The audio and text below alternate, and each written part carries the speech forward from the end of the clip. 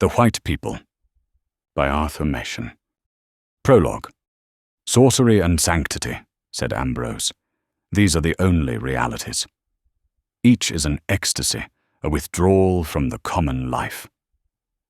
Cotgrave listened, interested. He had been brought by a friend to this mouldering house in a northern suburb, through an old garden, to the room where Ambrose the recluse dozed and dreamed over his books. Yes, he went on, magic is justified of her children.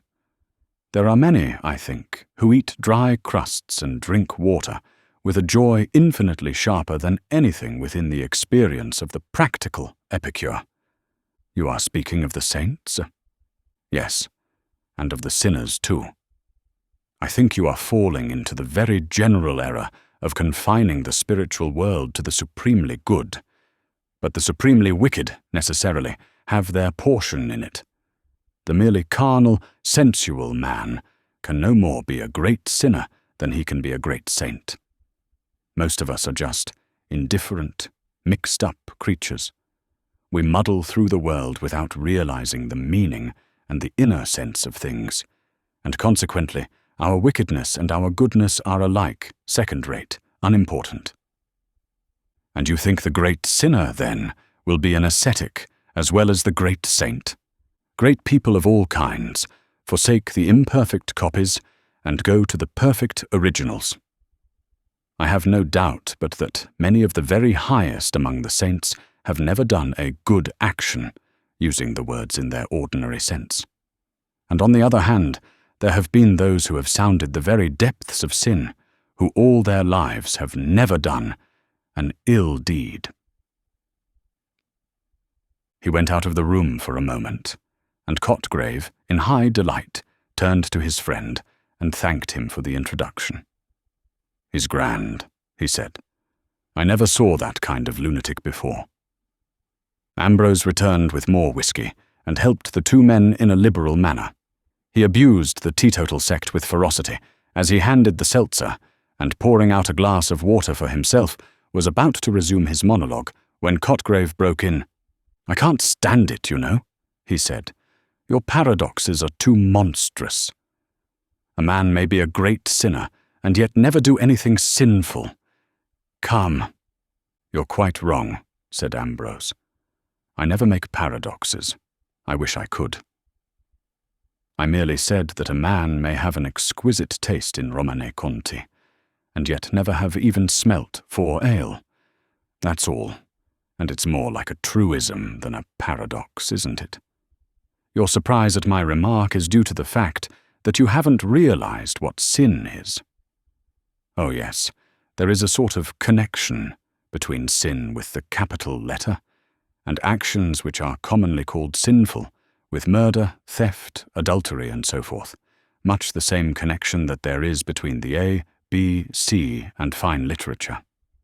But I believe that the misconception, it is all but universal, arises in great measure from our looking at the matter through social spectacles.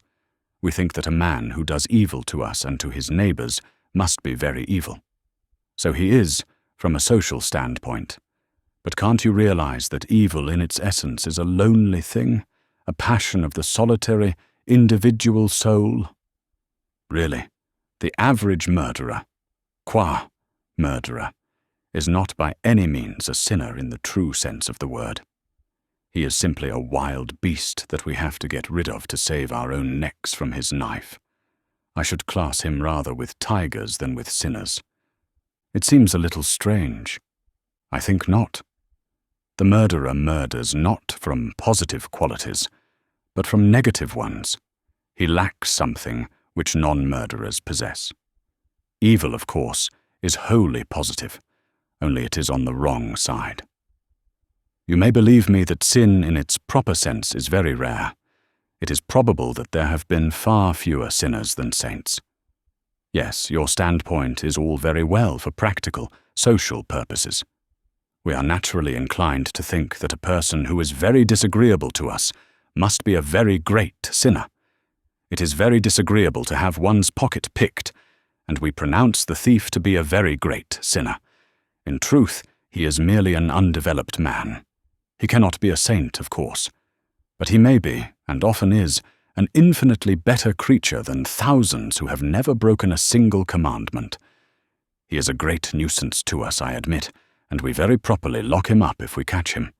But between his troublesome and unsocial action and evil, oh, the connection is of the weakest. It was getting very late. The man who had brought Cotgrave had probably heard all this before, since he assisted with a bland and judicious smile. But Cotgrave began to think that his lunatic was turning into a sage.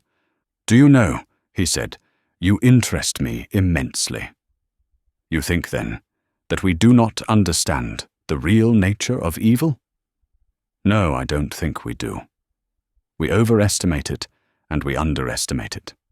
We take the very numerous infractions of our social by-laws, the very necessary and very proper regulations which keep the human company together, and we get frightened at the prevalence of sin and evil. But this is really nonsense. Take theft, for example. Have you any horror at the thought of Robin Hood, of the Highland Caterans of the 17th century, of the moss troopers, of the company promoters of our day? Then, on the other hand, we underrate evil. We attach such an enormous importance to the sin of meddling with our pockets and our wives that we have quite forgotten the awfulness of real sin. "And what is sin?" said Cotgrave.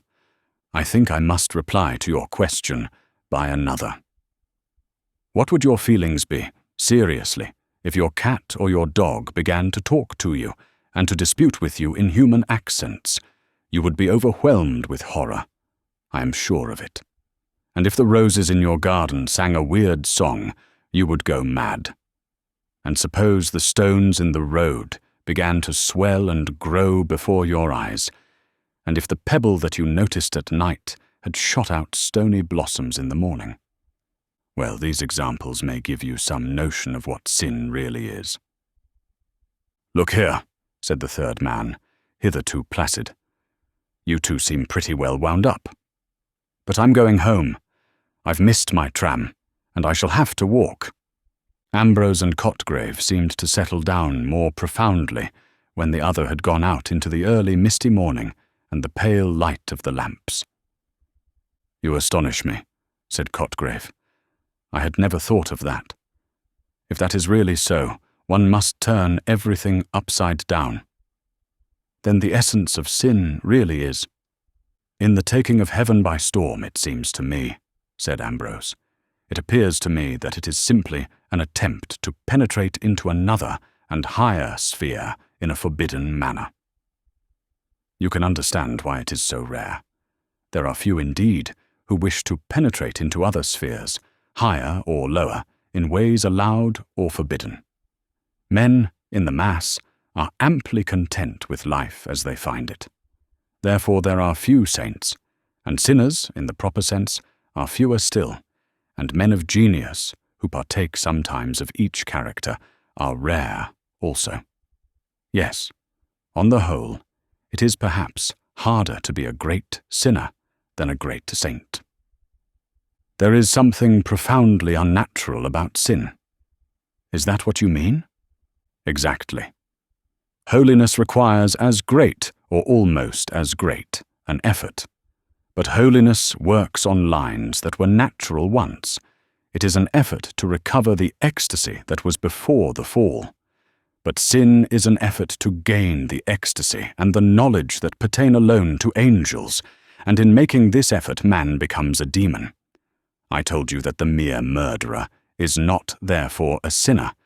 That is true, but the sinner is sometimes a murderer. Gilles de Rais is an instance. So you see that while the good and the evil are unnatural to man as he now is, to man the social, civilized being, evil is unnatural in a much deeper sense than good. The saint endeavors to recover a gift which he has lost. The sinner tries to obtain something which was never his. In brief, he repeats the fall." "But are you a Catholic?" said Cotgrave. "Yes, I am a member of the persecuted Anglican Church." "Then how about those texts which seem to reckon as sin, that which you would set down as a mere trivial dereliction? Yes, but in one place the word sorcerers comes in the same sentence, doesn't it? That seems to me to give the keynote. Consider. Can you imagine for a moment that a false statement which saves an innocent man's life is a sin? No. Very good, then. It is not the mere liar who is excluded by those words. It is, above all, the sorcerers who use the material life, who use the failings incidental to material life as instruments to obtain their infinitely wicked ends. And let me tell you this. Our higher senses are so blunted, we are so drenched with materialism, that we should probably fail to recognize real wickedness if we encountered it. But shouldn't we experience a certain horror, a terror such as you hinted we would experience if a rose tree sang, in the mere presence of an evil man? We should if we were natural. Children and women feel this horror you speak of. Even animals experience it. But with most of us, convention and civilization and education have blinded and deafened and obscured the natural reason. No, sometimes we may recognize evil by its hatred of the good. One doesn't need much penetration to guess at the influence which dictated, quite unconsciously, the Blackwood Review of Keats. But this is purely incidental, and as a rule, I suspect that the hierarchs of Tophet pass quite unnoticed, or perhaps, in certain cases, as good but mistaken men. But you used the word unconscious just now of Keats's reviewers.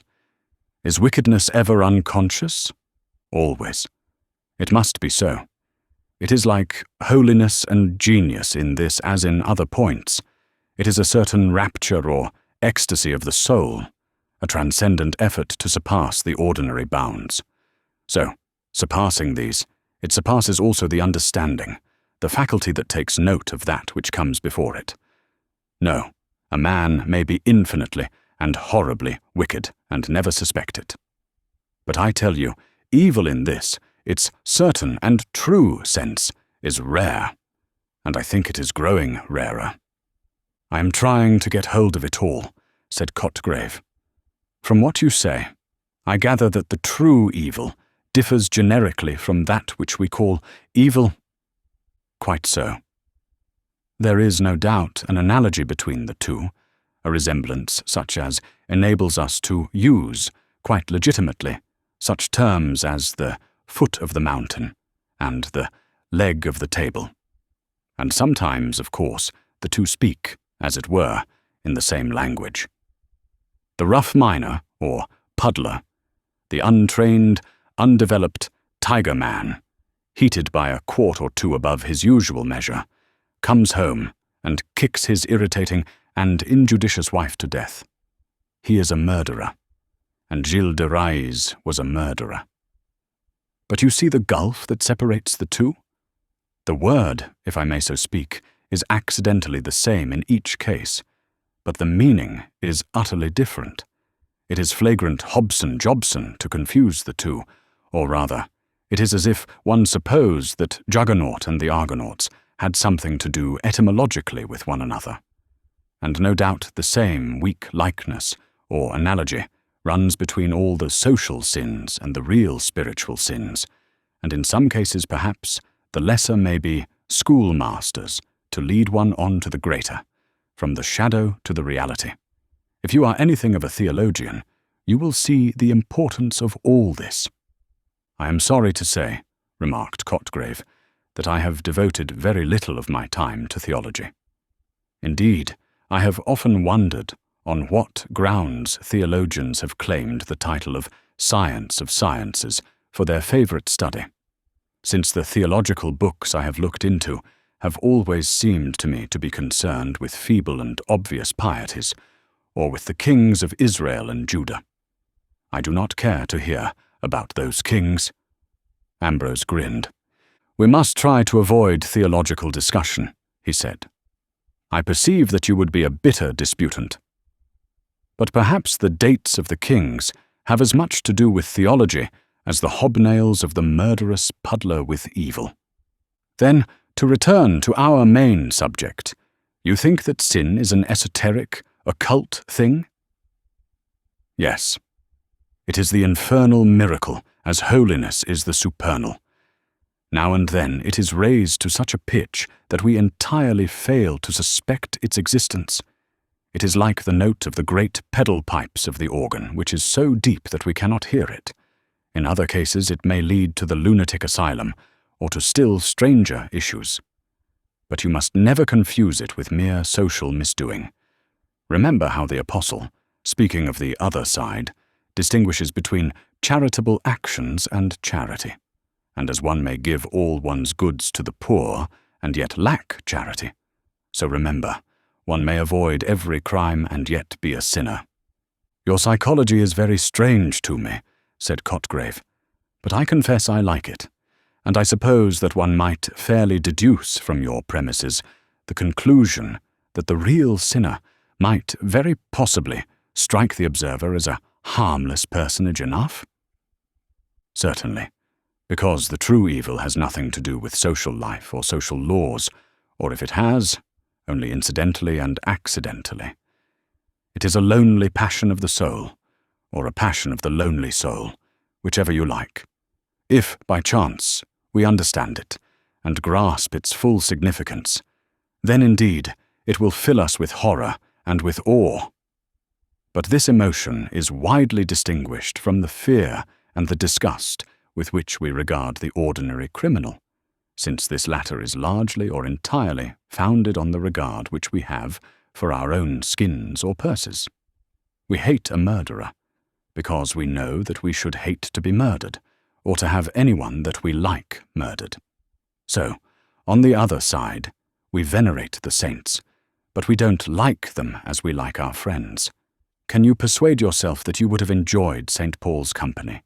Do you think that you and I would have got on with Sir Galahad? So with the sinners, as with the saints. If you met a very evil man and recognized his evil, he would, no doubt, fill you with horror and awe, but there is no reason why you should dislike him. On the contrary, it is quite possible that if you could succeed in putting the sin out of your mind, you might find the sinner capital company, and in a little while you might have to reason yourself back into horror. Still, how awful it is, if the roses and the lilies suddenly sang on this coming morning, if the furniture began to move in procession, as in de Maupassant's tale. I am glad you have come back to that comparison, said Cotgrave, because I wanted to ask you what it is that corresponds in humanity to these imaginary feats of inanimate things. In a word, what is sin? You have given me, I know, an abstract definition, but I should like a concrete example. I told you it was very rare, said Ambrose, who appeared willing to avoid the giving of a direct answer. The materialism of the age, which has done a good deal to suppress sanctity, has done perhaps more to suppress evil. We find the earth so very comfortable that we have no inclination either for ascents or descents.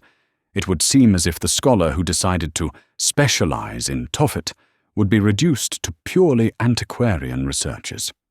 No paleontologist could show you a live pterodactyl. And yet you, I think, have specialized, and I believe that your researches have descended to our modern times. You are really interested, I see. Well, I confess that I have dabbled a little, and if you like, I can show you something that bears on the very curious subject we have been discussing. Ambrose took a candle and went away to a far, dim corner of the room. Cotgrave saw him open a venerable bureau that stood there, and from some secret recess he drew out a parcel, and came back to the window where they had been sitting. Ambrose undid a wrapping of paper and produced a green pocket-book. "You will take care of it?" he said. "Don't leave it lying about. It is one of the choicer pieces in my collection, and I should be very sorry if it were lost." He fondled the faded binding. "I knew the girl who wrote this," he said. "When you read it, you will see how it illustrates the talk we have had tonight." there is a sequel too. But I won't talk of that. There was an odd article in one of the reviews some months ago, he began again, with the air of a man who changes the subject. It was written by a doctor. Dr. Corrin, I think, was the name. He says that a lady, watching her little girl playing at the drawing-room window, suddenly saw the heavy sash give way and fall on the child's fingers. The lady fainted, I think, but at any rate the doctor was summoned, and when he had dressed the child's wounded and maimed fingers, he was summoned to the mother. She was groaning with pain, and it was found that 3 fingers of her hand, corresponding with those that had been injured on the child's hand, were swollen and inflamed, and later, in the doctor's language, purulent sloughing set in. Ambrose still handled delicately the green volume. "Well, here it is," he said at last, parting with difficulty, it seemed, from his treasure. "You will bring it back as soon as you have read it," he said, as they went out into the hall, into the old garden, faint with the odour of white lilies.